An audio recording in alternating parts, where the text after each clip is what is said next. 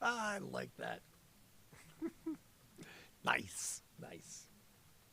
All right. Wow. Welcome to Randsanity, episode 231. 231 consecutive days of talking about shit. Music news, what happened in history, bands, actors, stars. Not like, Perez Hilton. He's too catty. More like just kind of tell you what's going on, what happened. Things, interesting things, hopefully they find it interesting. I was just talking with Laurel here from Houston, Texas for a second. Told her heartbreaking to watch New England take them down tonight.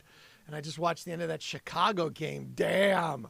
I thought for sure Chicago was going to pull it out at the end, but nope. L.A. destined. That's going to be an interesting Super Bowl, ladies and gentlemen, as it always is. I went to the Super Bowl once. It was the year U2 played. It was that was basically 2021, right after or 20, whenever it was, right after 9/11. So I'm like, wait, what was that? No, that was like what, 2006? Yeah, right after 9/11. I went to the Super Bowl. U2 played the halftime show. My seats originally were, I literally went like this, and I could touch the back of the Astrodome. And my buddy worked for the Houston Texans at the time. He was the general manager at one point, Jamie Roots. And so Seahawks, okay, all right. I could see that. That might happen. You never know. But we moved down, and that was a New England game, and we had a couple of New England fans behind us, and we got doused with beer constantly because they were like, "Wah!" I was like, I was safer up in the nosebleed seats. That was fun, though. That was a great New Orleans adventure. We went to a party the night before. It was like little side street, knock on the door, had to have the secret, like with Fidelio, to let us in the side door. First person we run into is Hugh Hefner. I'm like, holy shit. I'm like, wow, we made it to the right party. Augustus Bush, Wayne Gretzky, Tim from Tool Time Tim. I'm like, okay, we got invited to the VIP party for sure. It was funny because when we walked out, we didn't realize it was 7 o'clock in the morning. And I was like, wow, it's daylight. Let's get Coronas and French toast in the French Quarter. It was a really long football game, just so you know. That was a long-ass day. Anyway, talking about Kiefer Sutherland last night.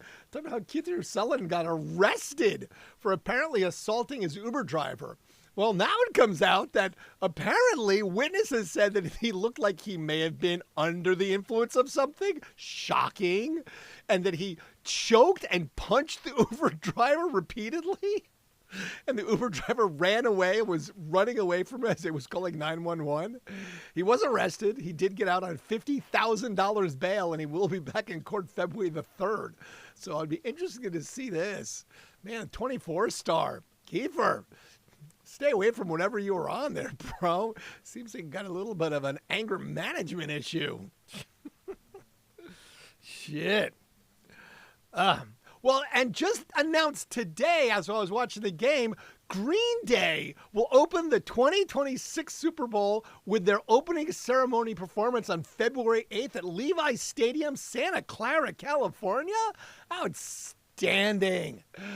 The East Bay band's Billy Joe Armstrong, Mike Dirnt, and Trey Cool will kick off this year's Super Bowl festivities. Woo, that's great. They will have their most iconic rock anthems, the NFL announced. That's outstanding.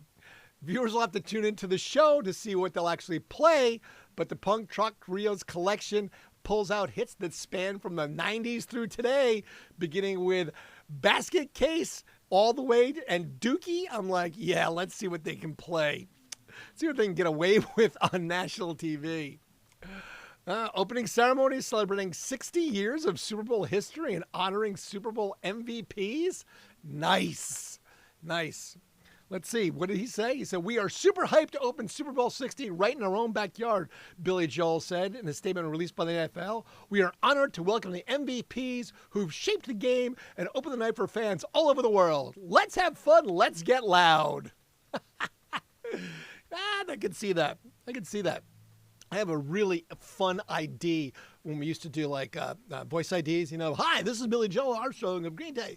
I've got a really fun one from him that I got many years ago, where I said like, say, "Hola, bonjour," and he said, "Hola, Bon Jovi."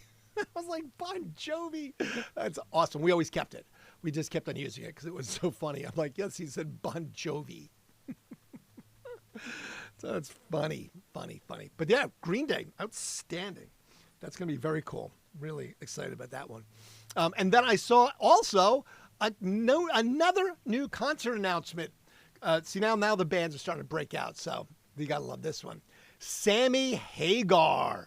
He's announced a limited run of dates reuniting the Red Rocker with the Best of All Worlds band, featuring fellow Hall of Famer and the original Van Halen bassist Michael Anthony, guitar virtuoso Joe Satriani, and Kenny Aronoff.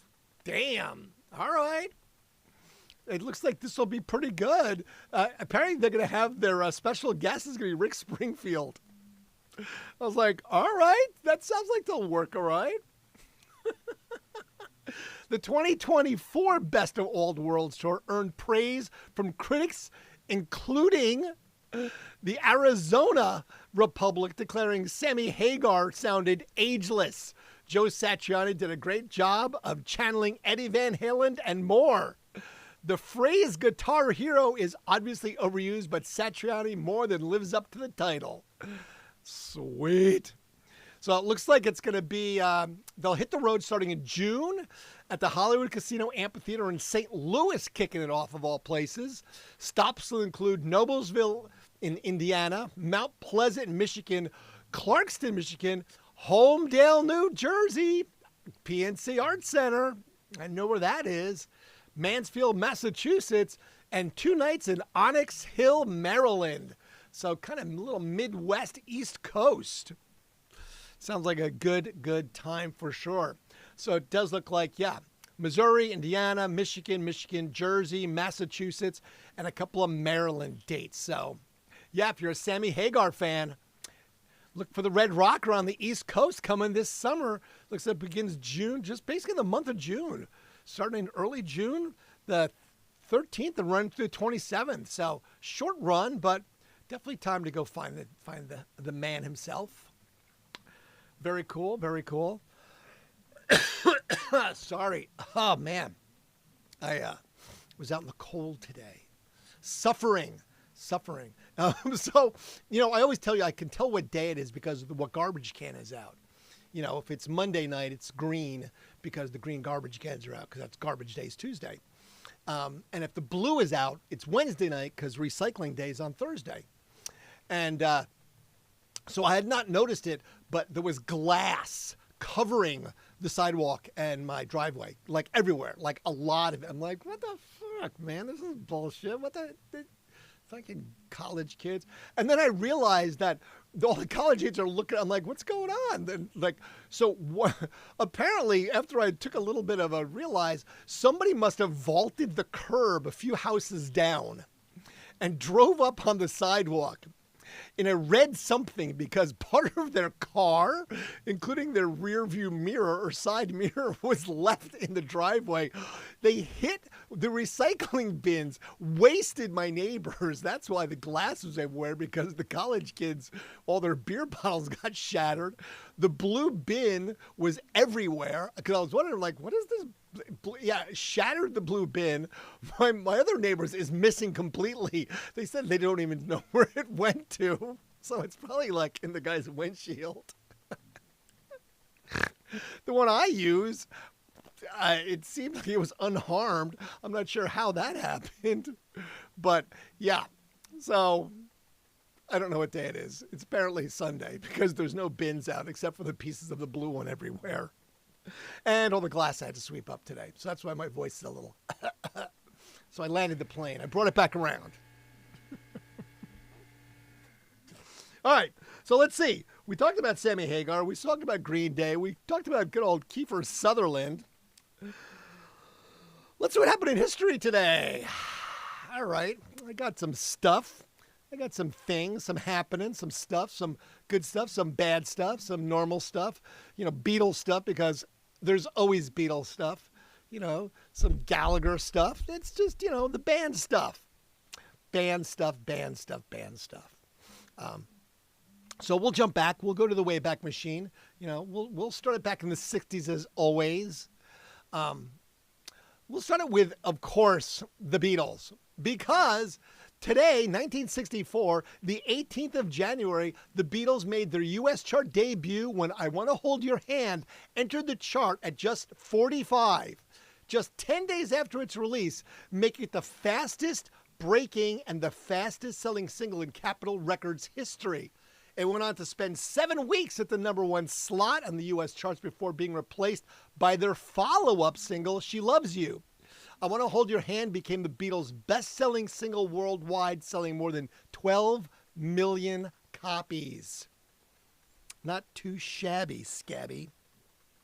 Not too shabby. In 1965, the Rolling Stones recorded The Last Time and Play with Fire at the RCA Studios in Hollywood, California. Producer Phil Spector, who died, his anniversary was yesterday at 81 in prison for killing actress Lana Turner? No. Anyway, Phil Spector played acoustic guitar with Play with Fire. How ironic, because you did play with fire, Phil Spector. 1967, the Jimi Hendrix Experience recorded an appearance on UK TV show The Top of the Pops, performing a live version of Hey Joe.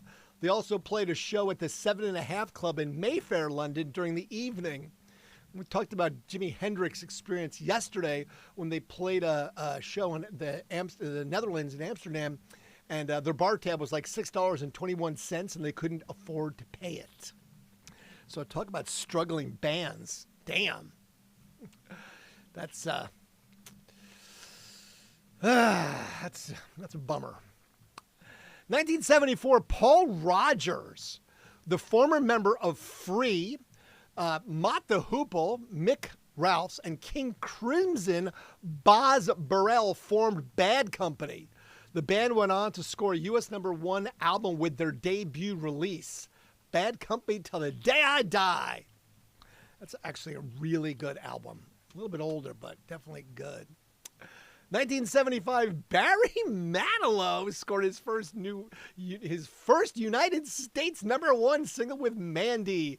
Originally titled Brandy when it was recorded in 1972, it went on to top the charts. Now, this one. The Plasmatics' Wendy O. Williams was arrested on stage in Milwaukee and charged with the offense of simulating sex with a sledgehammer. If you ever saw Wendy O. Williams' The Plasmatics, yeah. Williams later filed a multi-million-dollar lawsuit against the Milwaukee police, claiming they sexually assaulted and beat her during the arrest, but a jury rejected her claims. Oh, man. Yeah, I got to meet her once. It was a weird encounter, to say the least. At just 38 years old, Stevie Wonder became the youngest living person to be inducted into the Rock and Roll Hall of Fame at a ceremony held at the Waldorf Astoria Hotel in New York City. Other inductees included the Rolling Stones, The Temptations, Otis Redding, and Dion DiMucci.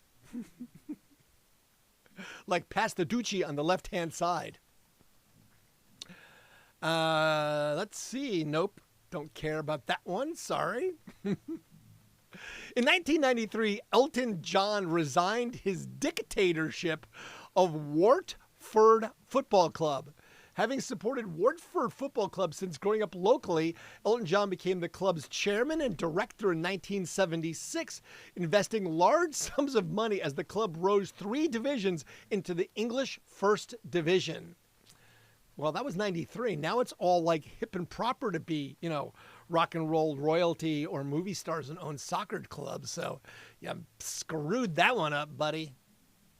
Just thinking about screwing that one up. In 1997, Keith Diamond died of a heart attack. He wrote Caribbean Queen and Suddenly for Billy Ocean. He also wrote hits for Donna Summer, James Ingram, Mick Jagger, Sheena Easton, and Michael Bolton. Michael Bolton. He couldn't write his own shit. 1997, Tori Amos was #1 of the UK singles chart with Professional Widow. It's Got to Be. The song has been remixed by Armand van Helden and was rumored to be about Courtney Love, the former wife of Kurt Cobain. I don't know. I always tell my Tori Amos story when I was what a wee pup in the radio industry. We did a live broadcast with Tori Amos at a place called the Newport Music Hall in Columbus, Ohio. The Newport is the longest running rock club in the country, if you ever was wondering where it was located. It's here in Columbus, Ohio, on High Street, 1723 South High Street to be, or North High Street to be exact, or 1724. And it's right across from the Ohio State University. College kid, big club. First job I ever had in the industry was as a bouncer at the Newport Music Hall. Anyway, Tori Amos was doing a concert with us, and we were doing a live performance, broadcasting it live. And she was playing piano, and she had people seated. It was this very proper thing at a like, this is a kind of a rough and tumble venue. Let's put it that way. This is not like a theater. Okay, this is a rock club. And somebody knocked a bottle over or something, and she stopped playing, and she was like, "You are the rudest." My boss was like, what do we do? I'm like this, intern kid. I'm like, stop the broadcast. Go run. I'm like, I cut the broadcast. My boss did not. She was like, I don't know what to. I was like, oh my God, just turn her off.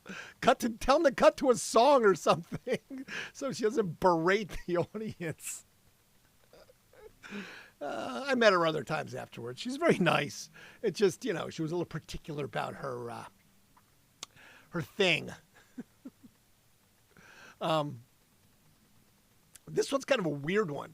I was like, all right.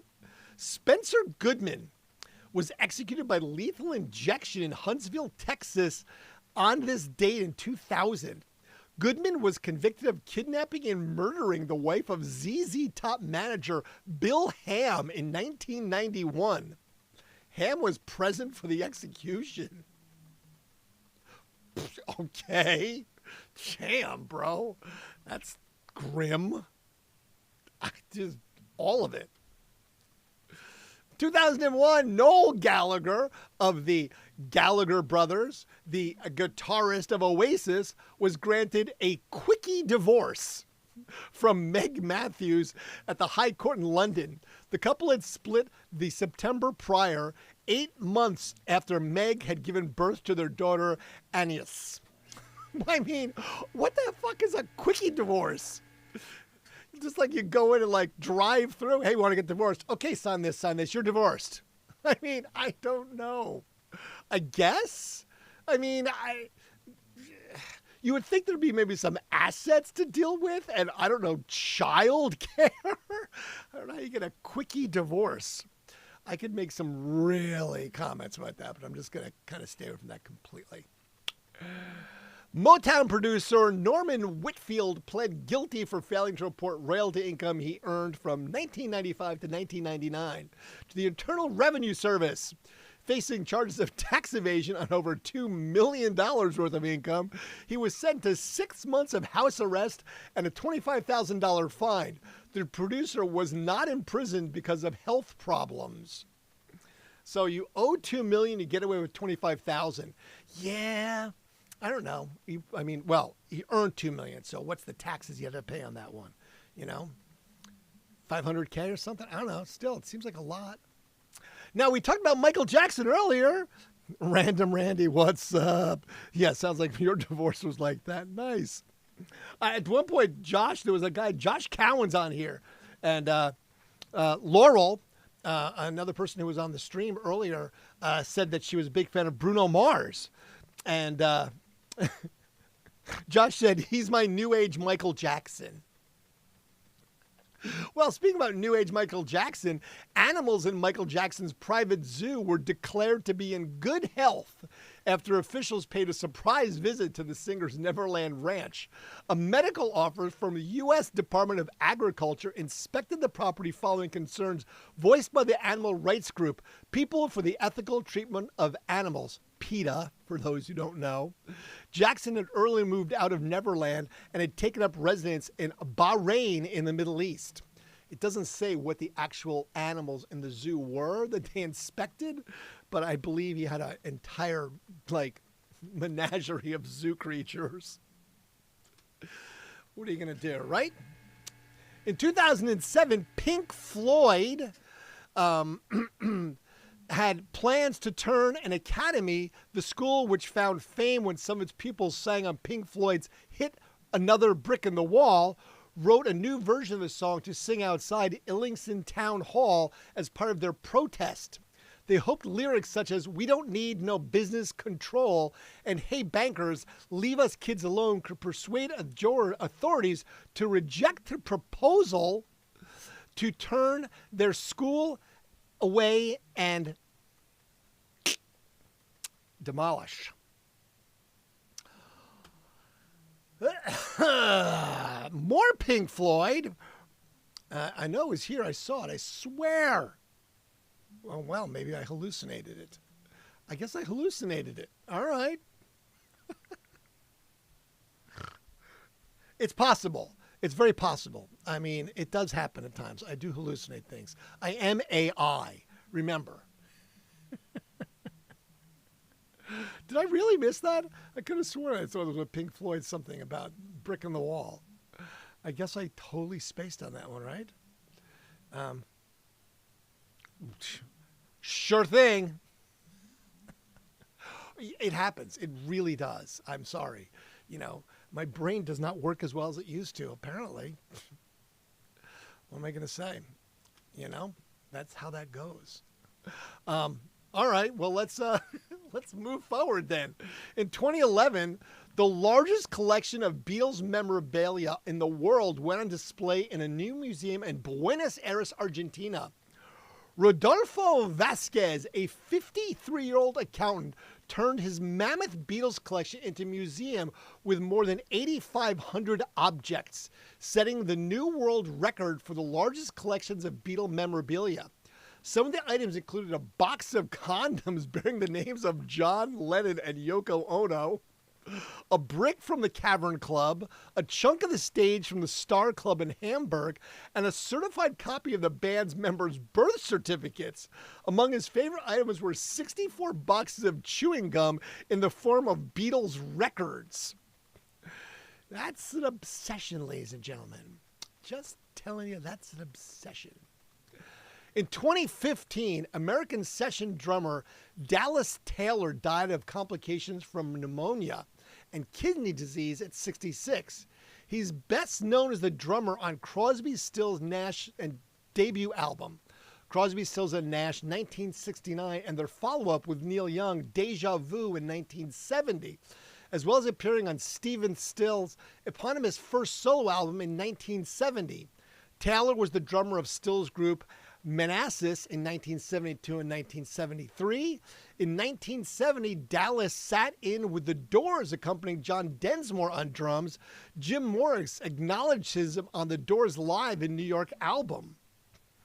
Now, what's interesting about that one is that on this day also is when David Crosby died. So David Crosby of Crosby, Stills, Nash and Young died at the age of 81. He was the founding member of both the Byrds and Crosby, Stills, Nash. With CSN, he had the 1969 UK number 17 hit Marrakesh Express, the 1970 number 11 single Woodstock with Crosby, Stills, Nash and Young, plus 1970's number 1 album Deja Vu and the 1975 US number 6 solo album Wind on the Water. Also remember David Crosby needed a liver at some point. Also on this day, the Eagles guitarist Glenn Frey died at the age of 67 in New York City from complications arising from rheumatoid arthritis and pneumonia. That's what I get for not paying attention.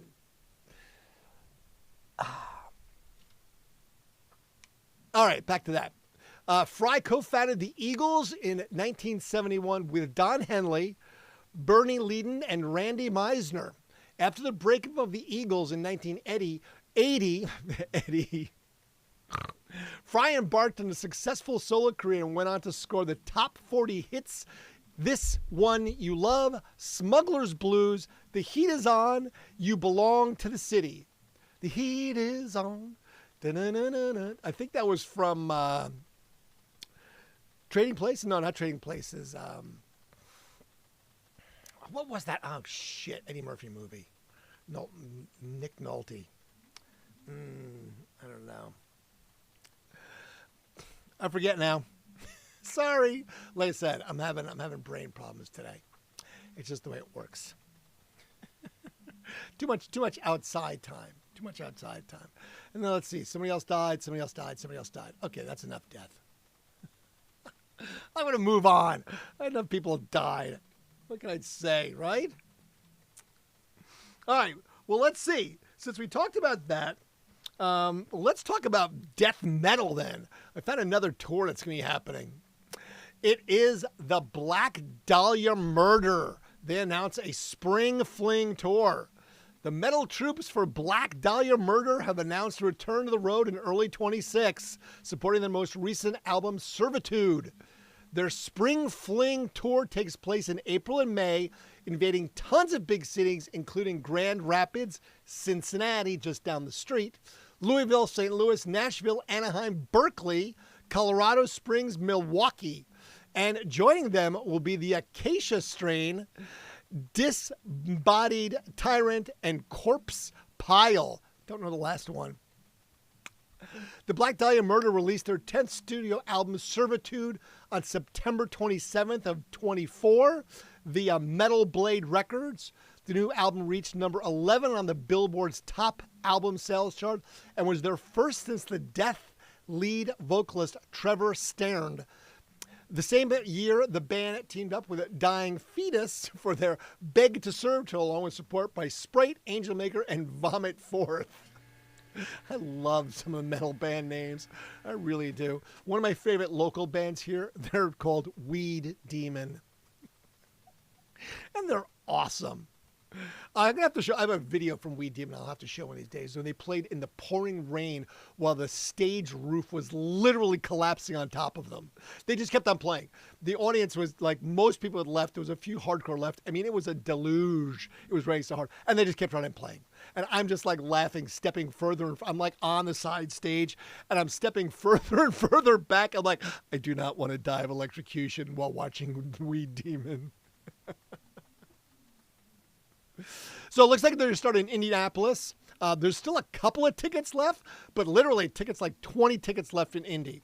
Then they're going to Grand Rapids, Cincinnati. Now, they're playing at Bogarts, which is not a huge club, so there's only like 60 tickets left. But then they're playing, let's see, McKees in PA, Buffalo, Allentown, Hartford, Sayreville, New Jersey at the Starland Ballroom. Nice. Norfolk, Louisville, Illinois, Nashville, Oklahoma, Tucson, Anaheim, San Diego, Berkeley, Colorado, Davenport, and Milwaukee. There's not many tickets left. Looks like, I mean, if you're planning to go to a Black Dahlia show, you'll want to get your tickets like tomorrow or go hit it up online now because some of these things are going to pop and be sold out before you even know it.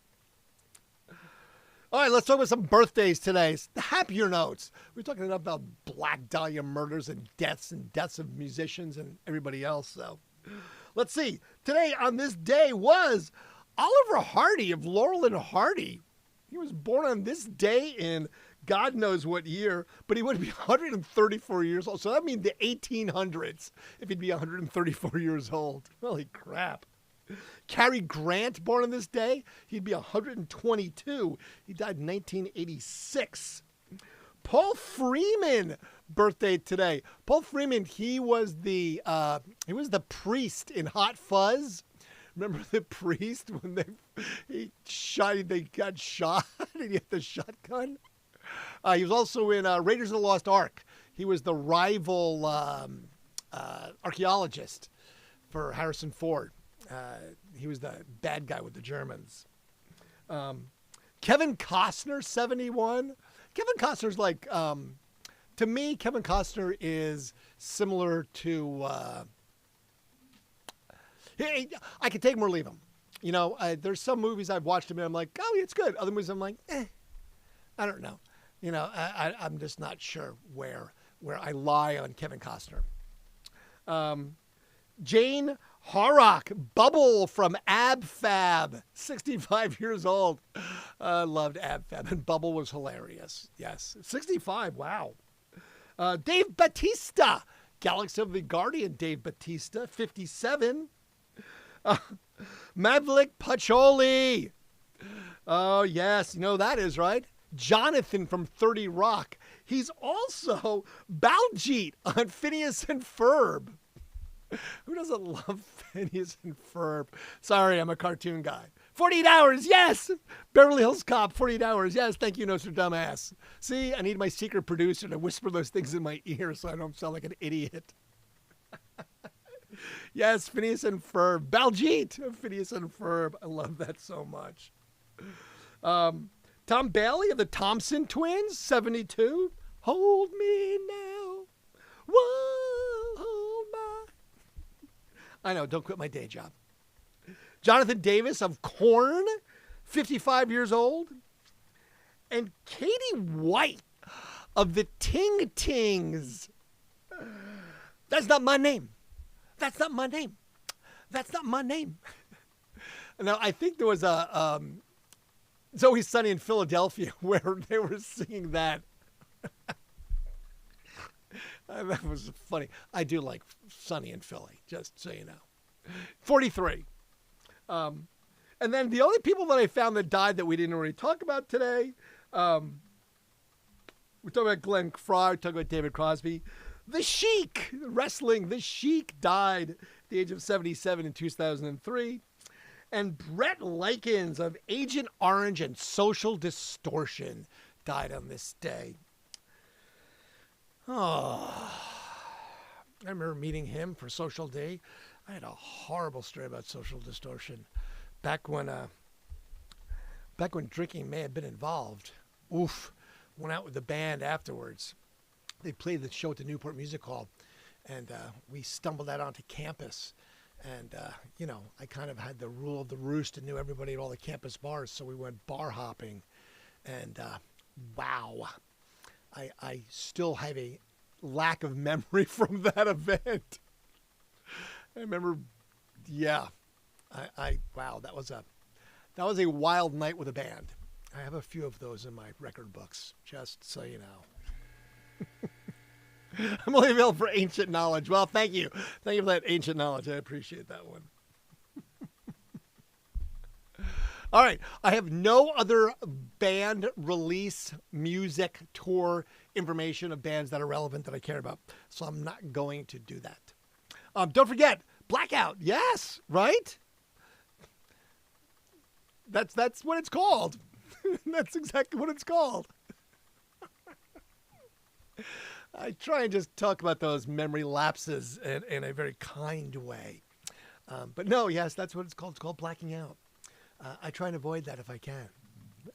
I learned that doesn't suit me well anymore. Don't forget to like, subscribe, follow, watch, and share.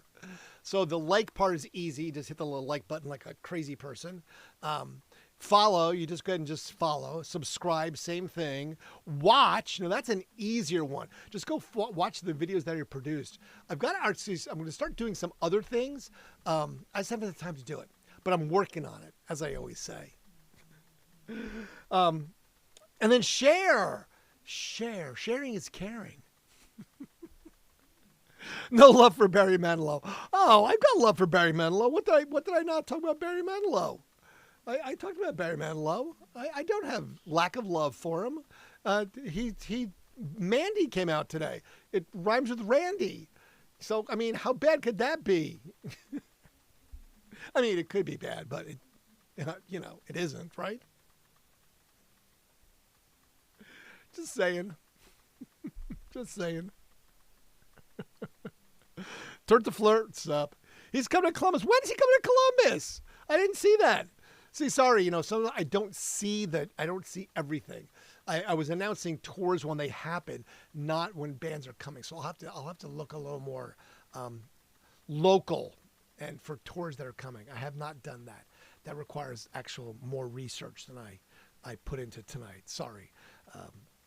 I will be truthful. I was watching football, so I got a late start because I was watching the overtimes Bears game. So I didn't exactly come zooming down. Normally I put about 2 hours in a day to, get ahead of the game and have all my info and stuff ready. He cheated a little bit and got this one down to about an hour. No, you're totally good. All good.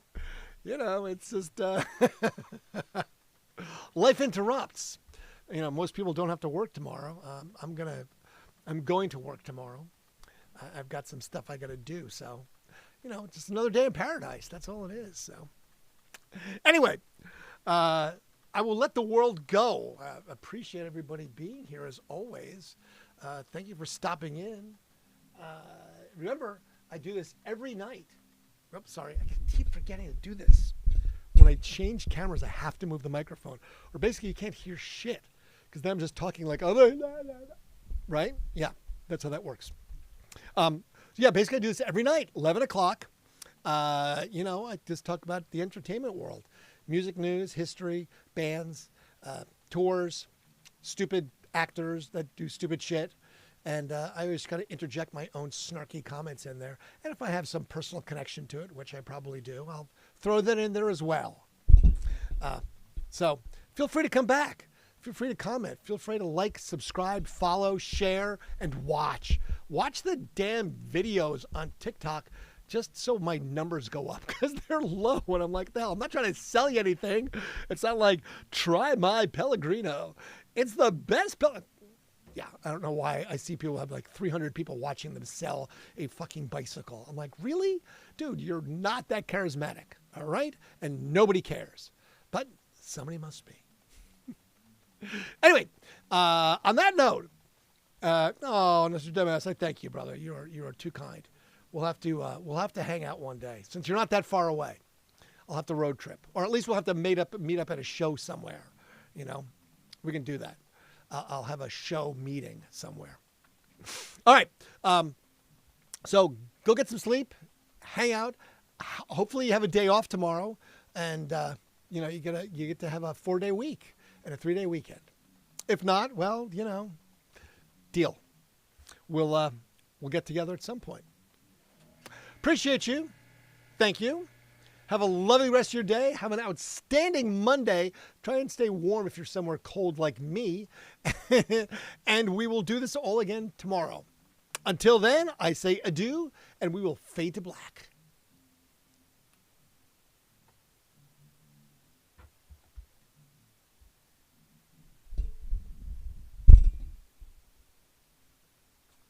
I tip my hat to you, Mr. Dumbass.